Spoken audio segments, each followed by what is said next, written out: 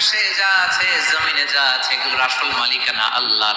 আমাদের কাছে সাময়িক সময়ের জন্য দিয়েছে কে? দিয়ে আল্লাহ দেখে, পরীক্ষা করে। কাউকে আল্লাহ সন্তান দিয়ে পরীক্ষা করে, কাউকে না দিয়ে, ঠিক কিনা?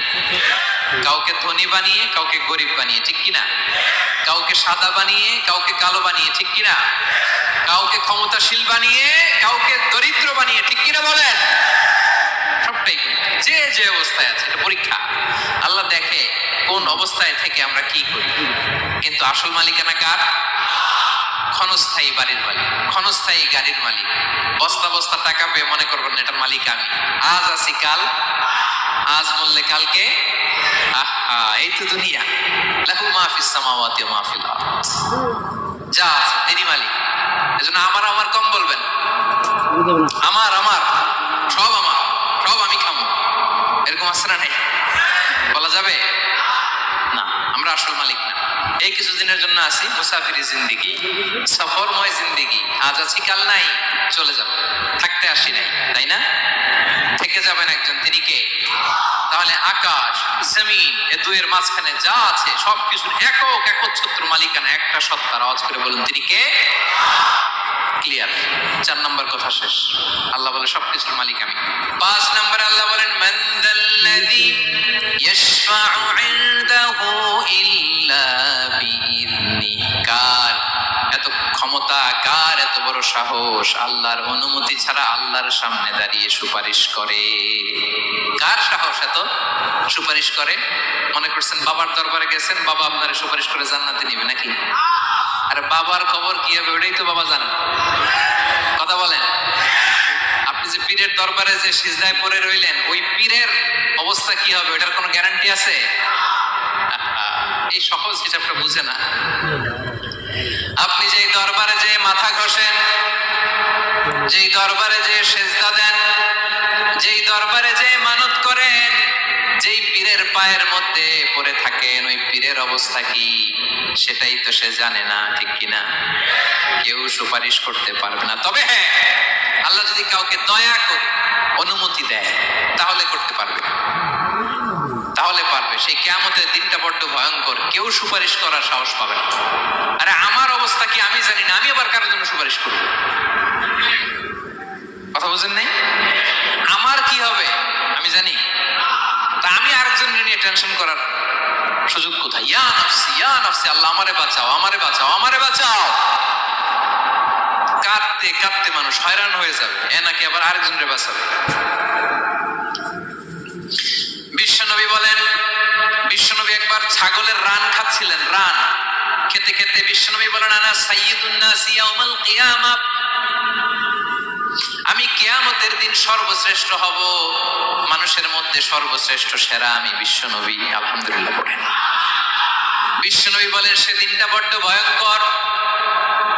সেদিন কেউ কারো কোনো উপকারে আসবে না, বন্ধু বন্ধুর কাজে আসবে না, স্ত্রী স্বামীর উপকারে আসবে না, স্বামী স্ত্রীর উপকারে আসবে না, পীর সাহেব মুরিদরে বাঁচাতে পারবে না, মুরিদ পীর সাহেবরে বাঁচাতে পারবে না, নেতা কর্মীর পরিচয় দিবে না, কর্মী নেতার পরিচয় দিবে না, ভাই বোনকে চিনবে না, বোন ভাইকে চিনবে না, বাবা তার সন্তানকে চিনবে না, মেয়েকে দেখে মা দৌড়ে দৌড়ে পালাবে।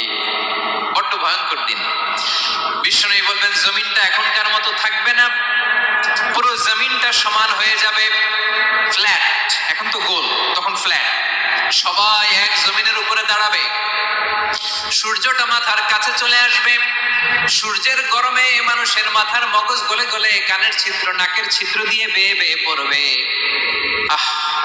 সবাই হয়রান, পেরেশান, ক্লান্ত শ্রান্ত।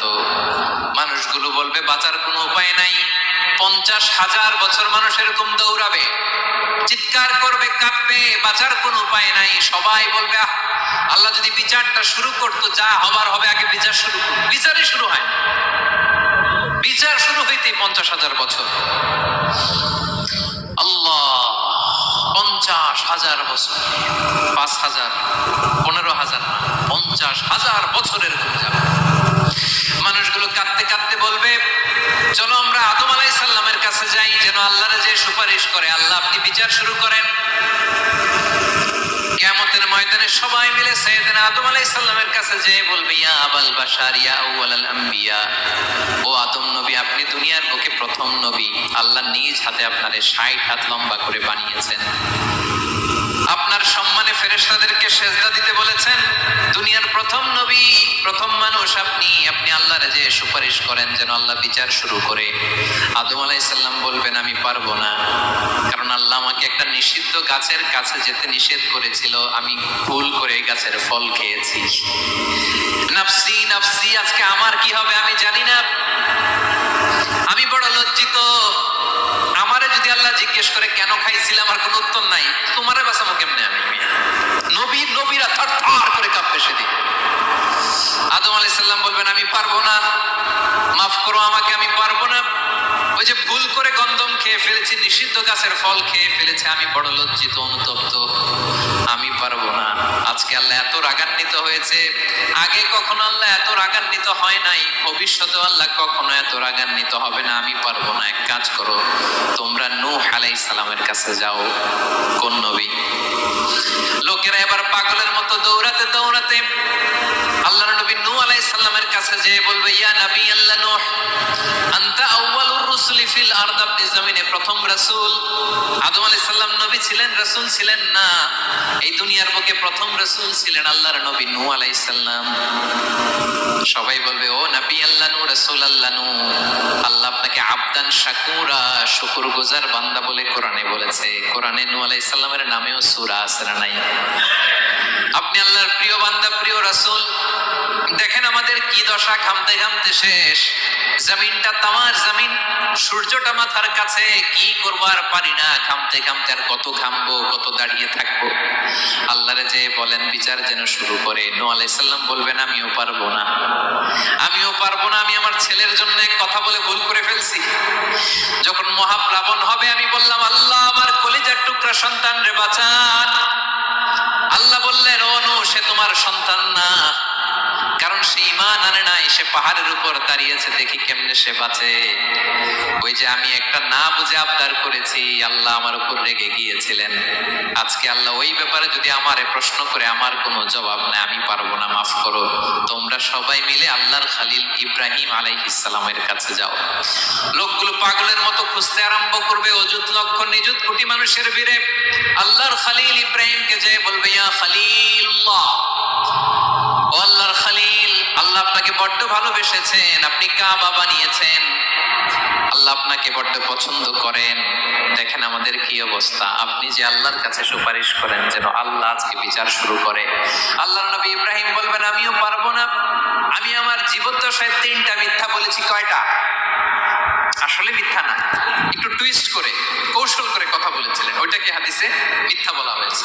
আমি জীবনে 3টা মিথ্যা বলেছি, জীবন বাঁচানোর তাগিদে কৌশল করে 3টা কথা বলেছি। আজকের এই কঠিন ময়দানে আল্লাহ যদি ওই 3টা কথার ব্যাপারে জিজ্ঞেস করে, লজ্জায় আমি মাথা দেখাতে পারবো না, আমিও পারবো না, আমিও পারবো না। আজকে আল্লাহ এত রেগে আছে, আগে কখনো এত রাগে নাই, পরেও রাখবে না। তোমরা সবাই মিলে বনি ইসরাইলের নবী মূসা আলাইহিস সালামের কাছে যাও। সবাই এবার যাবে মুসা আলাইহিস সালামের কাছে, যে বলবে, ইয়া নবী আল্লাহ মুসা, আপনি ছিলেন কালিমুল্লাহ, আল্লাহর সাথে সরাসরি কথা বলতেন। রব্বুল আলামিন আপনাকে তাওরাত কিতাব দিয়েছেন, আপনি যে একটু সুপারিশ করেন। আল্লাহর নবী মুসা বলবেন, মাফ করো, আমিও পারবো না, আমি দুনিয়ার বুকে ভুল করে একটা মানুষকে মেরে ফেলেছি। আমি মারছিলাম আদব শিক্ষা দেওয়ার জন্য, এক থাপ্পড়, এই থাপ্পড়ে যে ওই লোক মরেই যাবে আমি জানতাম না। আজকে আল্লাহ যদি জিজ্ঞেস করে কেন মারলা, জবাব আছে?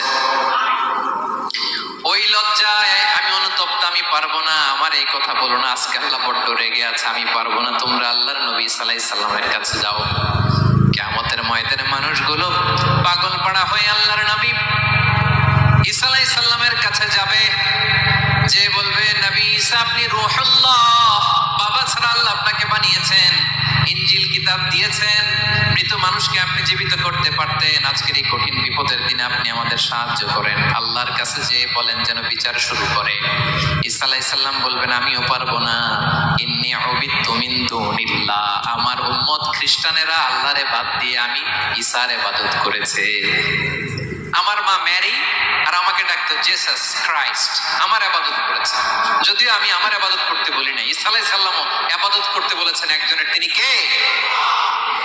আল্লাহর নবী ঈসা আলাইহিস সালাম বলবেন আমিও পারবো না, আজকে আল্লাহ অনেক রেগে আছে, আমি পারবো না, তবে একটা পরামর্শ দিতে পারি, একটা সাজেশন দিতে পারি। আজকের দিনে এই কঠিন মুসিবতের কালে, এই কঠিন সময়ে কেউ আল্লাহর দরবারে দাঁড়িয়ে একটা টু শব্দ করার ক্ষমতা কারো নাই, একমাত্র আখিরি জামানার পয়গম্বর বিশ্বনবী মুহাম্মদুর রাসূলুল্লাহ ছাড়া।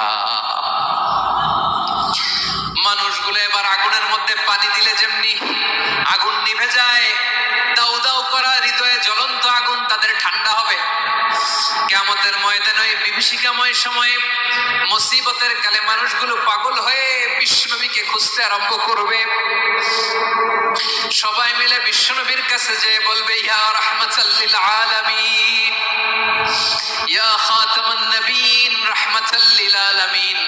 দেখেন আমাদের কি অবস্থা, কি কঠিন বিপদে আমরা আছি, দাঁড়াতে পারি না, সূর্যের আলোতে ঘেমে হয়রান। আজকে কেউ সুপারিশ করতে পারবে না, সব নবীরা অপারগতা স্বীকার করেছে, তারা বলেছে আপনি ছাড়া কেউ নাকি আল্লাহর সামনে দাঁড়াতে পারবেন না, আপনি একটু সুপারিশ করেন।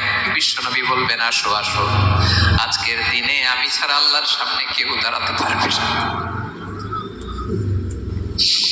বিশ্বনবী মাকামে মাহমুদে যে আল্লাহু আকবার বলে সিজদায় লুটিয়ে পড়বেন, আল্লাহ রাব্বুল আলামিন বিশ্বনবীকে এমন কিছু চমৎকার শব্দ শিখাবেন, ওই শব্দগুলো দিয়ে আল্লাহর প্রশংসা করে বিশ্বনবী কাঁদতে আরম্ভ করবেন।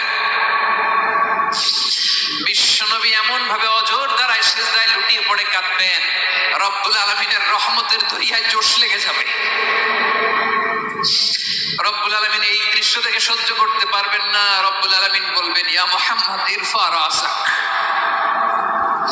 ও নবী আপনি মাথা তোলেন।